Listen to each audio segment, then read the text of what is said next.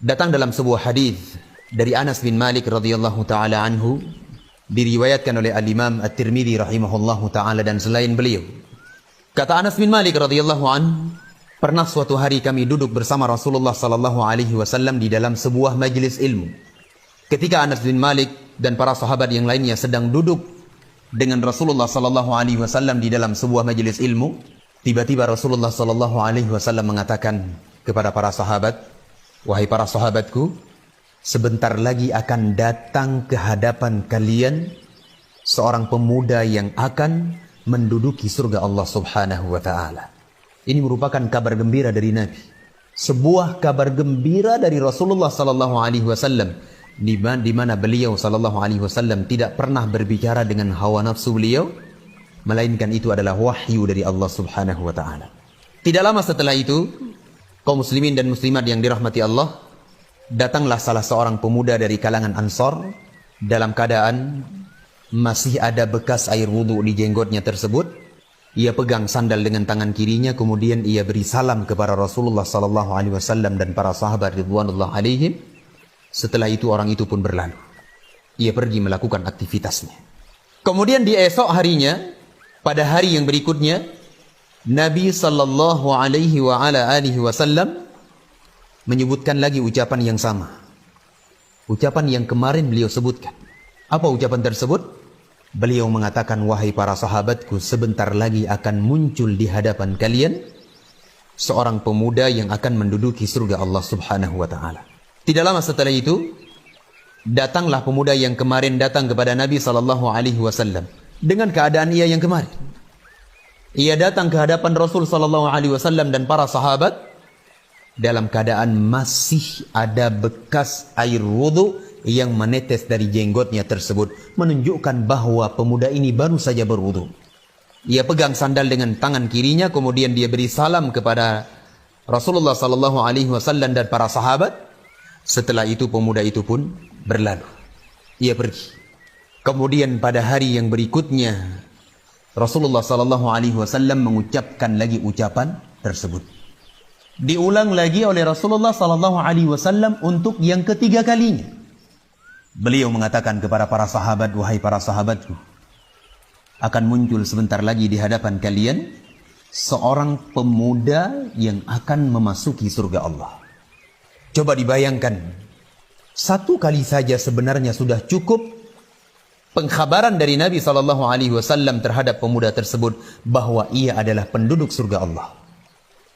Namun di dalam hadis ini, Nabi SAW mengulang sampai 3 kali, 3 hari berturut-turut.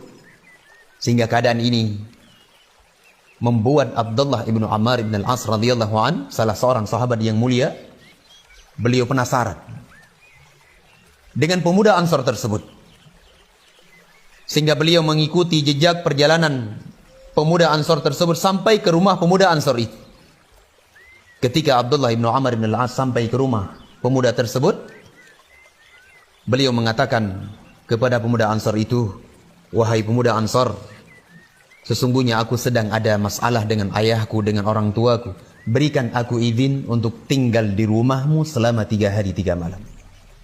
Padahal sangat memungkinkan Abdullah ibnu Ammar ibn al-As untuk tidur di masjid bersama Ahlus Suffah, bersama Abu Hurairah, bersama para sahabat yang lainnya yang tidak memiliki rumah.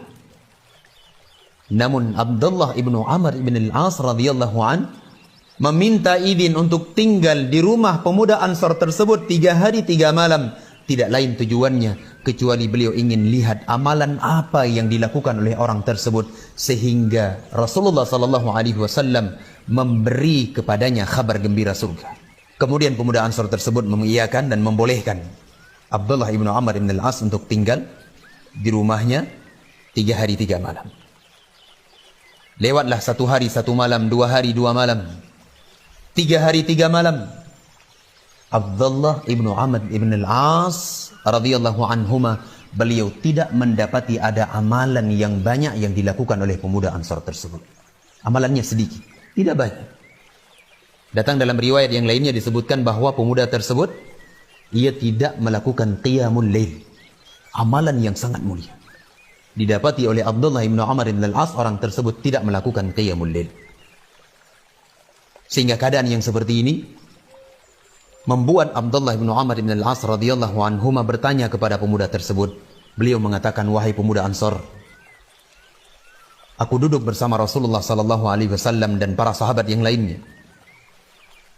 Aku mendengar Rasulullah sallallahu alaihi wasallam menyebutkan 3 kali 3 hari berturut-turut bahwa akan datang kepada kalian, akan muncul di hadapan kalian seorang pemuda yang akan menduduki surga Allah Subhanahu wa taala. Kemudian engkau pun datang untuk ketiga-tiga kalinya. Kemudian kata Abdullah bin Umar bin Al-As radhiyallahu anhuma, amalan apa yang engkau lakukan sehingga Nabi alaihi salatu wasallam memberi kepada engkau kabar gembira surga tersebut? Kemudian pemuda Ansar tersebut menjawab dengan tawadhu'nya. Beliau mengatakan, wahai Abdullah bin Umar bin Al-As, tidak ada yang saya amalkan, tidak ada yang saya kerjakan dari amalan soleh kecuali apa yang engkau lihat selama 3 hari 3 malam di dalam rumahku. Itulah amalan saya, tidak lebih dari itu. Jawaban ini sehingga beliau berpaling dari pemuda tersebut. Ketika beliau berpaling, pemuda Ansar itu memanggil kembali Abdullah ibn Umar ibn Al-As. Dipanggil, kemarilah wahai Abdullah. Ketika Abdullah bin Umar bin Al-As datang kepada pemuda tersebut, pemuda itu kembali mengatakan, wahai Abdullah ibnu Umar bin Al-As, tidak ada yang saya lakukan dari amalan kecuali yang engkau lihat selama 3 hari 3 malam di dalam rumahku. Itulah amalan saya. Akan tetapi aku tidak pernah merasakan di dalam hatiku ini perasaan apapun, baik itu dengki, iri, buruk sangka, dendam, ingin membalas sebuah kezaliman dengan kezaliman, kejelekan dengan kejelekan. Tidak pernah ada di dalam jiwaku keinginan-keinginan dan perasaan-perasaan seperti ini terhadap saudara-saudaraku kaum muslimin. Luar biasa. Kemudian kata Abdullah bin Umar bin Al-As, inilah yang menyebabkan Nabi SAW memberikan kabar gembira surga kepada engkau, dan ini pula yang sangat berat untuk kami menjalankannya. Faedah yang bisa kita ambil di sini, bahwasanya kesucian jiwa seseorang, bersihnya kalbu seorang hamba, seorang muslim, dari berbagai kotoran yang akan mengotorinya, dari berbagai penyakit, apakah itu penyakit dengki, apakah itu penyakit hasad, iri, buruk sangka, dan berbagai jenis penyakit hati yang dibenci oleh Allah Azza wa Jalla, yang tergolong ke dalam akhlak-akhlak yang tidak baik. Ketika kita berupaya membersihkan ini, maka kita akan mendapatkan surga Allah Subhanahu wa ta'ala Rabbul Alamin.